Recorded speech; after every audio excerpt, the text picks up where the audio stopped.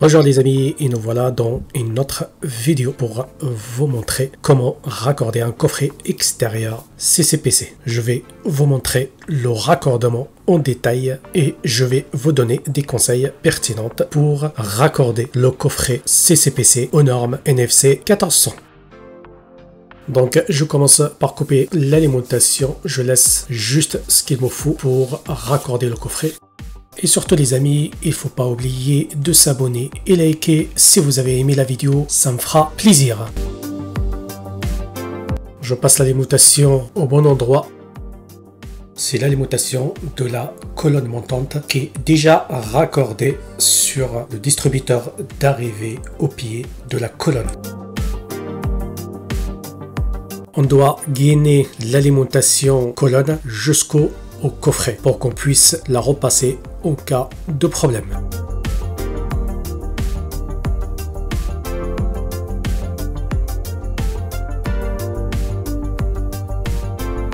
Comme vous voyez, je présente le câble au niveau de collier pour qu'on aura la tête thermo à ce niveau pour avoir plus d'espace et faciliter le raccordement. Je vous conseille fortement les amis de chauffer le câble pour qu'il soit plus souple, pour qu'on puisse le dénuder facilement. Comme c'est un câble blindé, c'est vraiment rigide.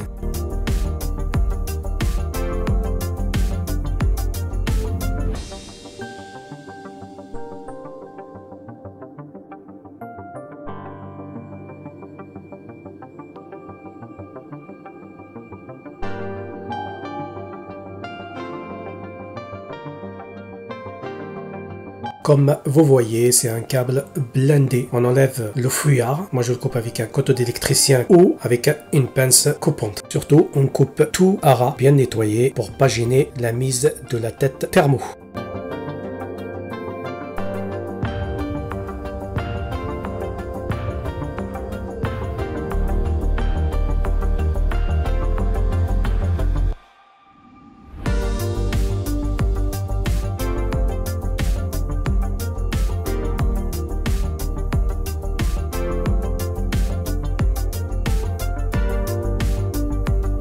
Comme vous voyez, le neutre, il n'est pas isolé. Je vais mettre une gaine rétractable pour l'isoler.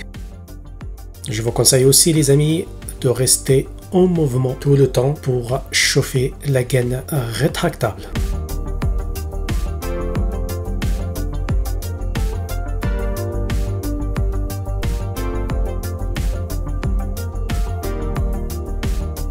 Là, je mets la tête du câble thermo. Je vous conseille, les amis, de le pousser au maximum pour la mise parfaite de tête de câble.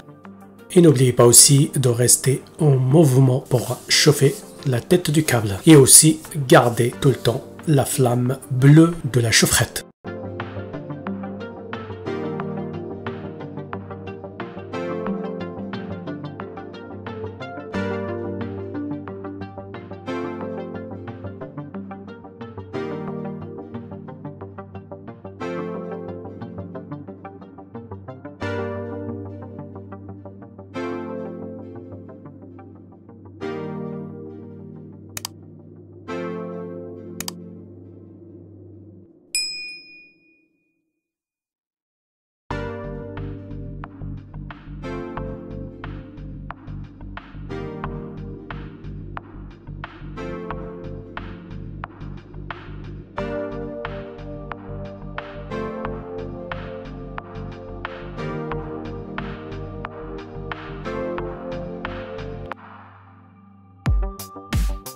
Et dès qu'on a mis la tête de câble, on met le câble en place. Et avant de commencer le raccordement, les amis, je voulais vous parler des types de coffrets extérieurs. On a trois types de coffrets extérieurs. Le premier, c'est un coffret 2D. On a deux départs, juste l'alimentation qui arrive du transfo ou qui arrive d'un autre coffret CCPC et l'alimentation colonne montante Enedis. Le deuxième coffret, c'est un coffret 3D. C'est un coffret avec 3 départs. À droite, un pont d'alimentation, l'alimentation qui arrive du transfo, et l'autre qui alimente un autre coffret CCPC et l'alimentation de la colonne montante Enedis. Le troisième type de coffret extérieur, c'est un coffret RMBT où on peut raccorder plusieurs alimentations logements. Et ce coffret, on les utilise pour une résidence, des maisons individuelles ou raccorder plus de 3 départs. Donc là les amis, je commence le raccordement du coffret 2D. Je raccorde l'alimentation de la colonne Enedis sur le coffret. Comme vous voyez, je trace avec un marqueur et après je coupe le câble à la bonne longueur.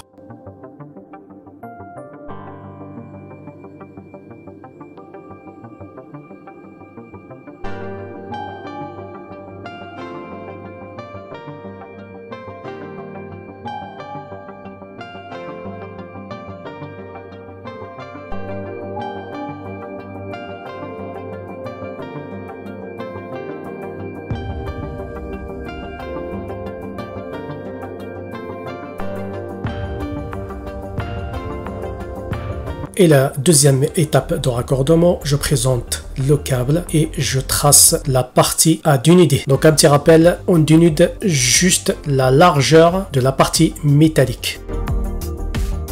Ce qu'il faut savoir, mes chers abonnés, que tout ce qui concerne la norme NFC 1400, on peut intervenir et réaliser des travaux avant la validation et la réception de toute la partie NFC 1400 par Enedis. Et ça commence de la partie haute de disjoncteur et ça comprend aussi le compteur et la colonne vers ce coffret. C'est des parties NFC 1400. Dès que ces parties ils sont réceptionnées par Enedis, ça devient une propriété à Enedis. On n'a plus le droit à intervenir. Après la réception et la validation Enedis, un électricien il a le droit d'intervenir juste sur la partie NFC 1500.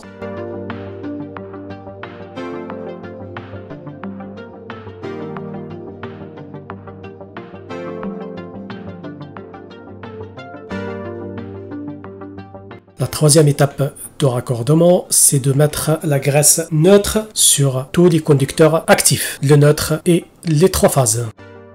Pour info, la graisse neutre, ça sert à aider à compacter les brins du câble alu pour avoir un meilleur cirage pour éviter les étincelles et un départ de feu.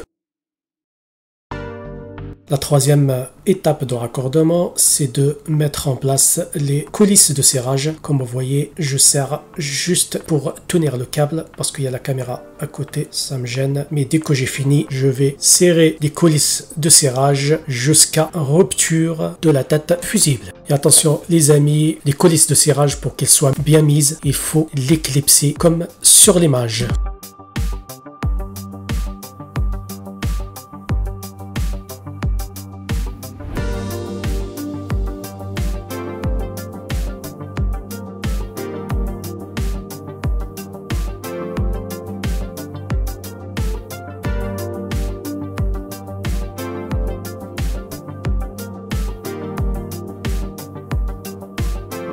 Et on serre jusqu'à rupture de tête fusible.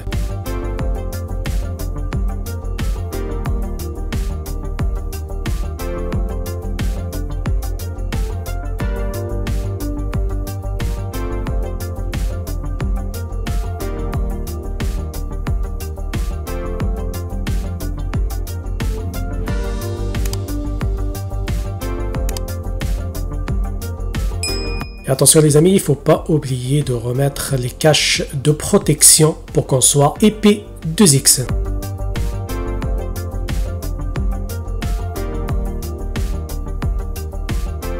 Et aussi, il ne faut pas oublier de raccorder le neutre à la terre et repérer les câbles d'alimentation dans le coffret. C'est obligatoire.